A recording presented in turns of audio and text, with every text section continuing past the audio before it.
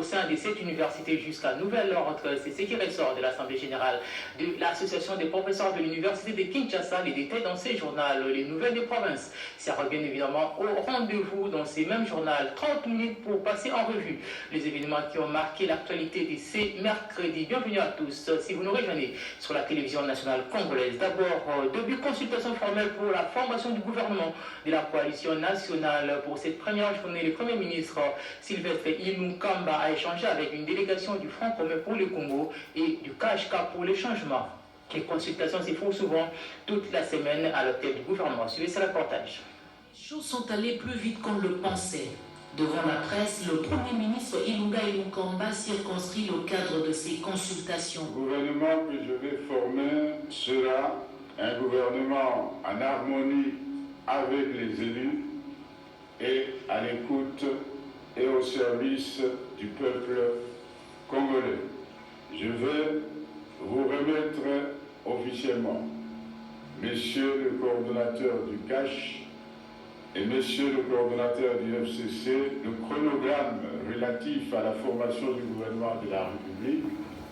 Et le deuxième document, c'est le fil conducteur pour la désignation des ministrables du gouvernement de la République dans le cadre de la coalition CACH-FCC.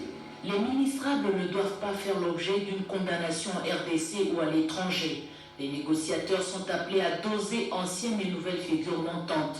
Autre critère, la nécessité de présenter 3 candidats par poste ministériel, ce qui ne pose aucun problème. Je crois que la tradition veut que le Premier ministre qui forme le gouvernement ait une base suffisante pour juger du profil de ceux qui vont faire partie de son gouvernement. Pour Jean-Marc Abound, par ce geste, le Premier ministre vient d'augmenter la pression sur eux. C'est vrai qu'il reviendra au regroupement de proposer des noms, mais le Premier ministre étant le chef du gouvernement, il a ses droits de dire tel ou tel, ça ne va pas, ou carrément, je voudrais tel profil.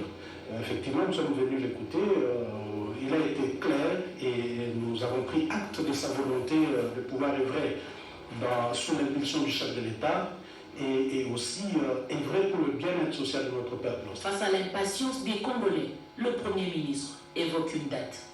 Mardi, effectivement, nous puissions être à même de soumettre au président de la République la première mouture du gouvernement de la République. C'est dimanche que le chef du gouvernement recevra des listes des plateformes de la coalition.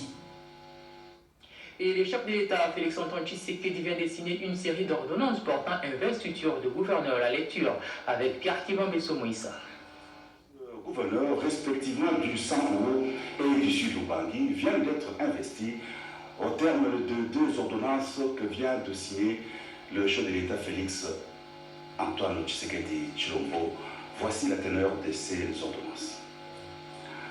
Ordonnance numéro 19/071 du 5 août 2019 portant investiture du gouverneur et du vice-gouverneur de la province du Sankoro. Le président de la République, vu la constitution telle que modifiée par la loi numéro 11/002 du 20 janvier 2011 portant révision de certains articles de la constitution de la République démocratique du Congo, du 18 février 2006, spécialement ces articles 79, 80 et 198, vu la loi numéro 08/012 du 31 juillet 2008 portant principes fondamentaux relatifs à la libre administration des provinces, telle que modifiée et complétée par la loi numéro 13/008 du 22 janvier 2013, spécialement son article 23, vu la loi numéro 06/006 du 9 mars 2006 portant organisation des élections présidentielles, législatives, provinciales, urbaines,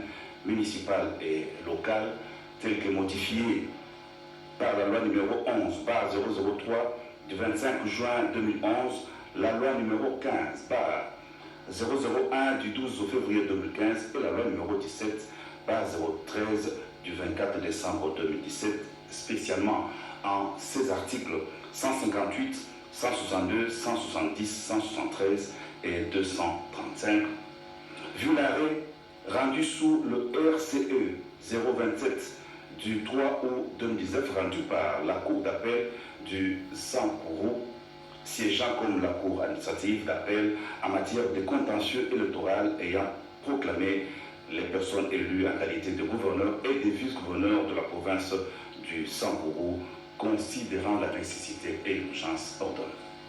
Article 1. Est investi en qualité de gouverneur de la province du Sankourou, M. Moukoumadi Joseph Stéphane.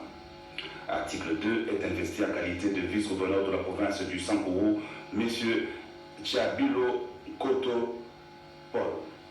Article 3. Sont abrogées toutes les dispositions antérieures contraires à la présente ordonnance qui entre en vigueur à la date de sa signature. Faite à Kinshasa le 5 août 2019, Félix Antoine Tshisekedi Tshilombo, pour copie certifiée conforme à l'original le 7 août 2019, le cabinet du président de la République, Vital Kamerhe Kingi, directeur de cabinet.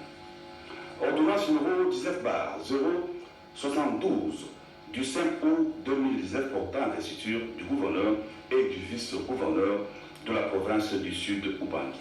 Le président de la République, vu la Constitution telle que modifiée par la loi numéro 11/002 du 20 janvier 2011 portant révision de certains articles de la Constitution de la République démocratique du Congo du 18 février 2006, spécialement ces articles 79, 80 et 198, vu la loi numéro 08/012 du 31 juillet 2008 portant principes fondamentaux relatifs à la libre administration des provinces telles que modifiées et complétées par la loi numéro 13/008 du 22 janvier 2013, spécialement son article 23, vu la loi numéro 06/006 du 9 mars 2006 portant organisation des élections présidentielles, législatives, provinciales, urbaines, municipales et locales, telles que modifiées par la loi numéro 11/003 du 25 juin 2011, la loi numéro 15/001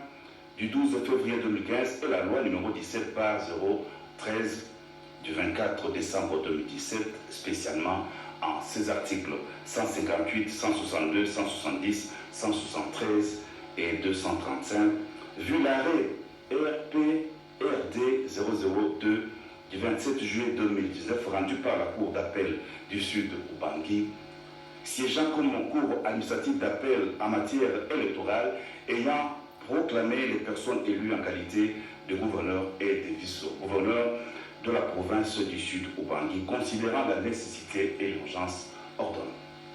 Article 1. Est investi en qualité de gouverneur de la province du Sud Ubangi, M. Mabenze Bey Benz Jean-Claude. Article 2. Est investi en qualité de vice-gouverneur de la province du Sud Ubangi, M. Zaboussou Liolo Zéphirin. Article 3. Sont abrogées toutes les dispositions antérieures contraires à la présente ordonnance qui entre en vigueur à la date de sa signature. Faite à Kinshasa le 5 août 2019, Félix Antoine Tshisekedi Tshilombo, pour copie certifiée conforme à l'original le 7 août 2019, le cabinet du président de la République, Vital Kamerhe Kingi, directeur de cabinet. La conférence internationale socialiste vient de fermer ses portes en Israël. Le PALU, parti lumumbiste et unifié, a pris part à cette grande messe à travers son secrétaire général, Lugi Kizengati, après quelques jours avant de regagner la capitale congolaise. C'est mercredi matin. Vital Pagavita pour les reportages. L'Internationale socialiste tient sa conférence dans l'un des pays membres. Invité à cette grande messe organisée à Tel Aviv, en Israël, le secrétaire général et chef du parti lumumbiste unifié a défendu les couleurs du parti cinquantenaire, ce qui lui a valu beaucoup de soutien au programme du PALU, comme la COMASOL, Communauté africaine pour la solidarité. Dès son retour à Kinshasa, le mercredi 7 août 2019, le secrétaire général et chef du parti lumumbiste unifié est revenu sur les retombées de sa participation à la conférence de l'Internationale socialiste à Tel Aviv. Nous avons reçu une invitation express au Parti lumumbiste unifié par l'Internationale socialiste qui nous invitait en Israël et aussi à Ramallah en Palestine pour une réunion autour du processus de paix israélo-palestinien. pour la petite histoire, l'Internationale socialiste est le parrain de ce processus de paix. Il a initié cela et après ça a été récupéré par le gouvernement, un processus de paix qui connaît des difficultés aujourd'hui. Et c'est la raison pour laquelle l'Internationale socialiste a fait appel aux partis socialistes membres de l'Internationale socialiste, en particulier le Parti socialiste d'Afrique. Et personnellement, ils avaient souhaité que le Palou soit là. L'Internationale socialiste n'a pas manqué de saluer l'engagement de feu le patriarche Antoine Gizenga, qui s'était engagé dans la promotion des valeurs socialistes en République démocratique du Congo. Et ces messages d'encouragement au Léopard Dame Basketball, c'est là en prévision de l'Afro-Can Basket qui se tiendra dans le tout prochain jour à Dakar, au Sénégal. Pourquoi pas un deuxième sacre continental de basketball pour la République démocratique du Congo? C'est le message fort du président de la République, transmis ici par le député national de l'UDPS au basketteur David Moubinga. Nous en dit un peu plus dans ce reportage. Une visite pas comme les autres, celle que la députée nationale de l'UDPS, Henriette Ouamou, a rendue aux basketteuses de l'équipe nationale pour transmettre à nos filles les encouragements du chef de l'État, Félix Antoine Tshisekedi Tshilombo. Après le sacre continental de l'équipe nationale de basket, messieurs, c'est le tour des Léopards Dames de se lancer dans la compétition africaine Afro-Basket version féminine qui va se dérouler à Dakar au Sénégal. En plus de traduire la vision du premier sportif de la République démocratique du Congo, l'élu de la FUNA a apporté aux athlètes en pleine préparation une motivation pouvant servir aux besoins élémentaires liés à cette période préparatoire, car son vœu le plus ardent est de voir les filles rééditer l'exploit réalisé par les garçons, d'où sa détermination à soutenir les léopards pendant cette campagne africaine. Conscientes de la mission qui leur incombe, les basketteuses congolaises ont promis de faire de leur mieux pour porter haut l'étendard du basket congolais.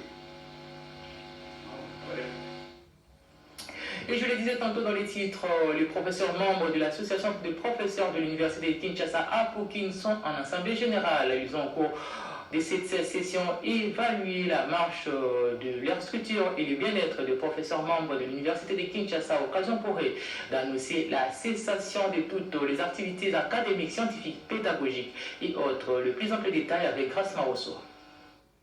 L'Assemblée générale des professeurs de l'Université de Kinshasa a bel et bien eu lieu ce mercredi 7 août 2019. Les professeurs ont dans leurs discussions et échanges constaté qu'aucune avancée n'a été obtenue par le comité exécutif de la PUKIN. Et c'est en dépit des différentes démarches et négociations avec le gouvernement. Toutes les démarches menées pour rencontrer le chef de l'État afin de présenter la situation des professeurs d'université congolaise conformément au protocole d'accord du 16 novembre 2018, se sont avérés sans succès. L'Assemblée générale décide la cessation immédiate de toutes les activités académiques, scientifiques et pédagogiques à l'Université de Kinshasa et partout ailleurs, notamment les cours, les sessions d'examen, les défenses des mémoires et des thèses de doctorat, les délibérations, jusqu'à la satisfaction totale de revendications suivantes.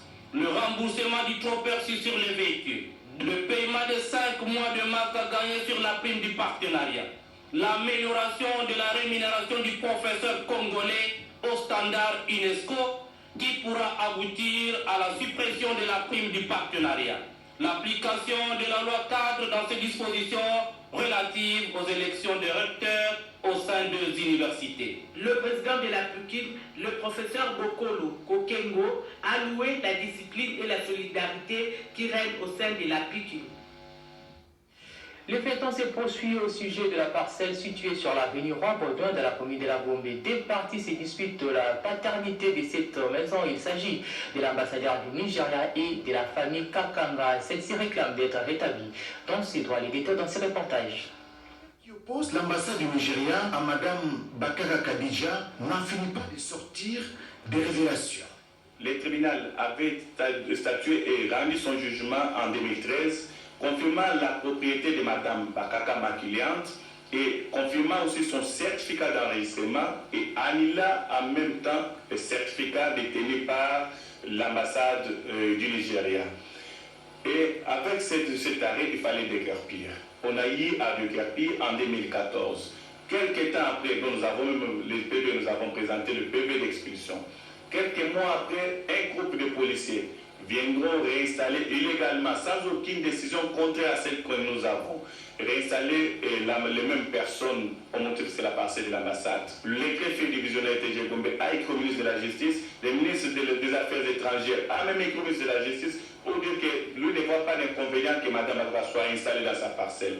Et je vais, moi-même, Maître Dioka, écrire au premier président du Conseil de la Cour de cassation pour demander la réinstallation de ma cliente. Et cela va écrire aussi au mois de juillet pour demander au préfet division de TG Gombe de réinstaller ma cliente. Ce qui a été fait le vendredi 2 août de cette année, ma cliente a été réinstallée comme le prouve le PV d'installation ici. Voilà la vraie version des faits dans cette cause. Cette famille dit détenir toutes les preuves et tous les documents nécessaires au sujet de cette parcelle située sur l'avenue Roi-Baudouin dans la commune de la Gombe. Je suis le grand frère à Mme Bakar Kadija. C'est elle qui est la véritable propriétaire de cette parcelle-là. Curieusement, nous avons suivi par la voie des médias que la parcelle appartenait à l'ambassade du Nigeria, alors que ce n'est pas le cas. Nous, ce qui nous préoccupe pour le moment est que madame soit rétablie dans ses droits. Et c'est curieux que l'ambassade puisse dire qu'il n'a jamais été saisi, alors qu'il a déjà été saisi à plusieurs reprises. À la justice de tirer au clair ce dossier.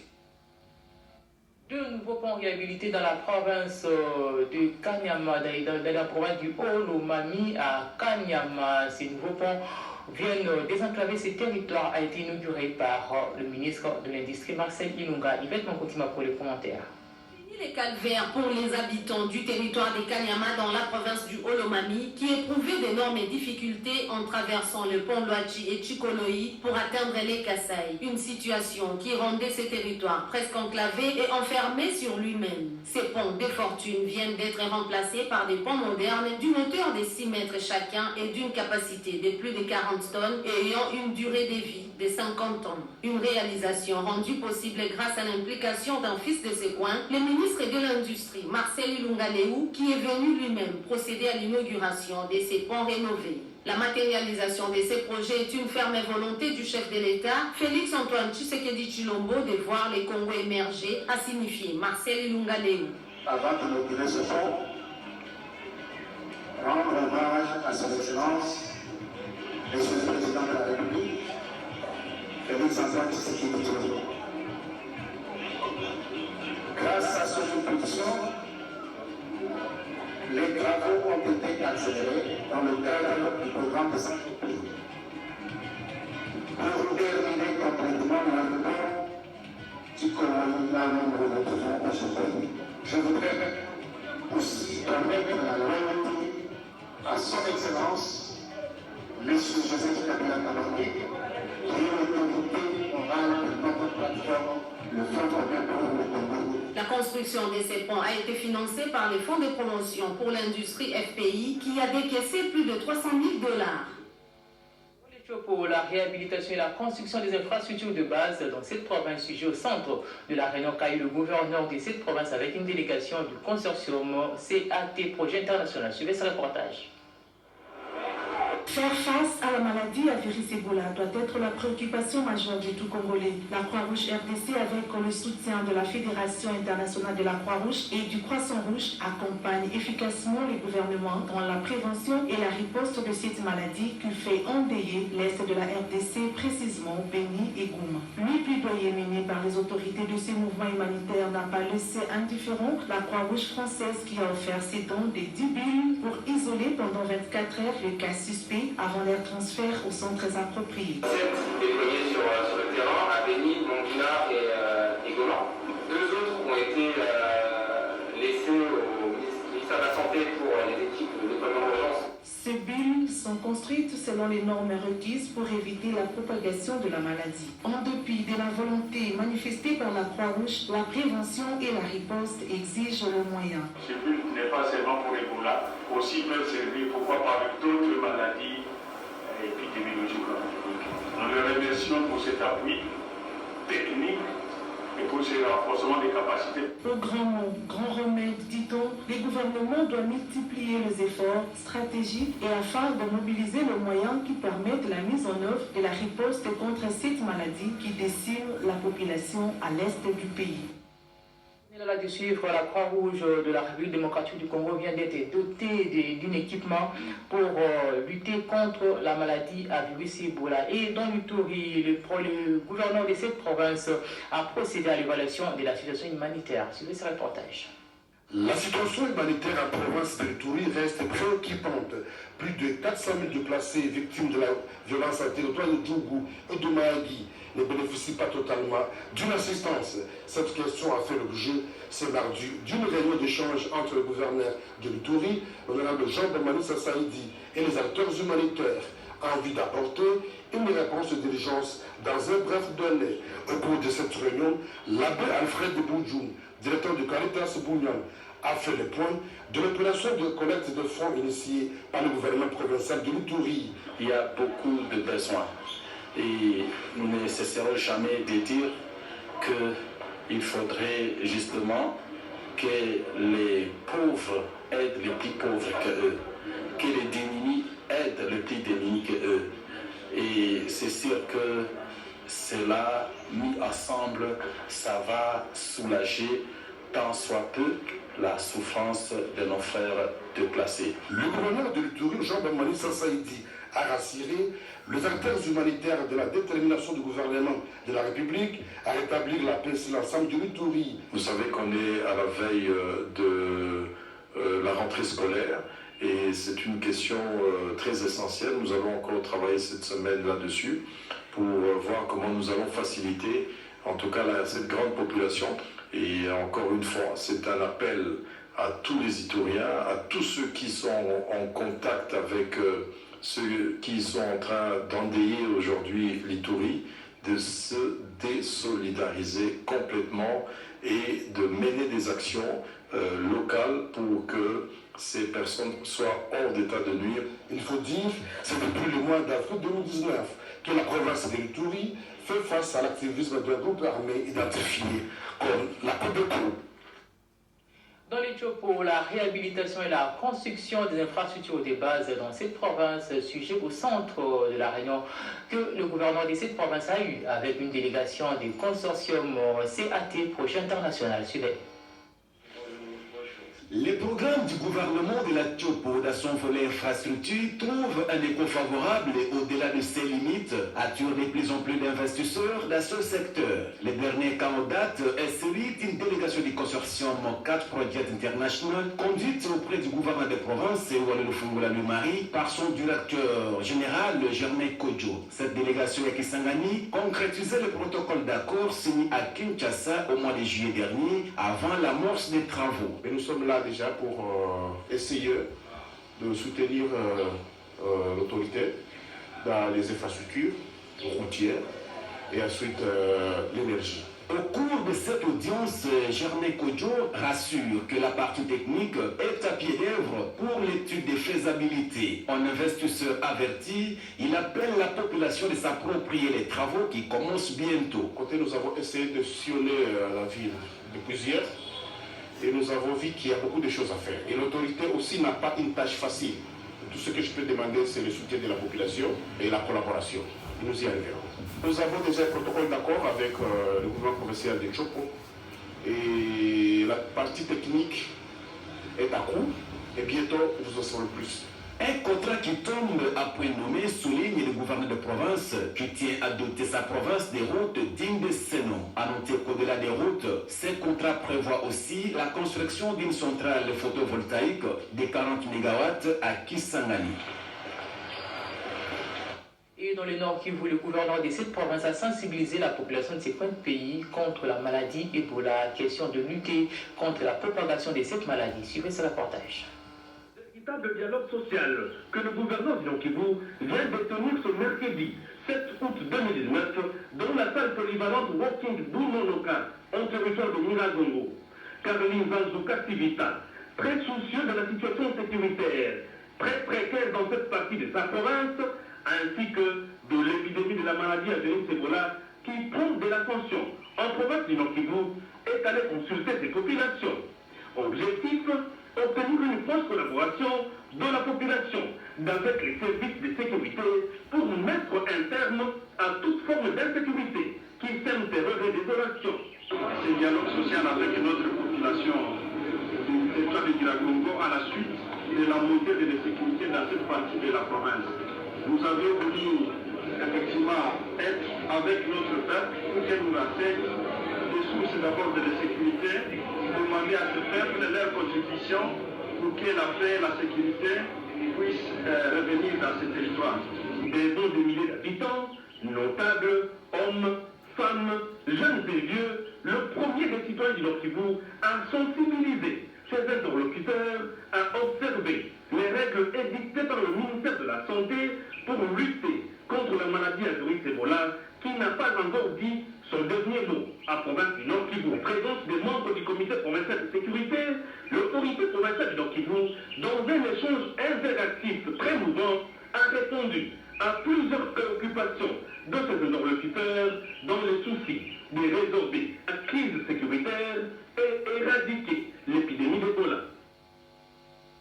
Comment effectuer l'échantillonnage? Les agents et cadres de l'Office congolais des contrôles de la province du Nord Kivu sont en formation sur la question.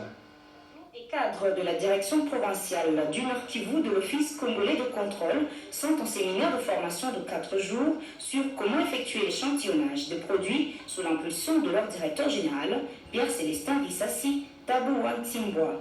À l'ouverture de cette formation, ce mardi 6 août 2019, le directeur provincial ad intérim de l'OCC Nord Kivu, André Inzinga Sangalia, a dit que cette formation vient renforcer les capacités de l'OCC sur les exigences tant réglementaires que légales que régissent l'activité d'échantillonnage. Les apprenants devant vous n'attendent que d'apprendre les exigences tant réglementaires que légales qui régissent l'activité d'échantillonnage.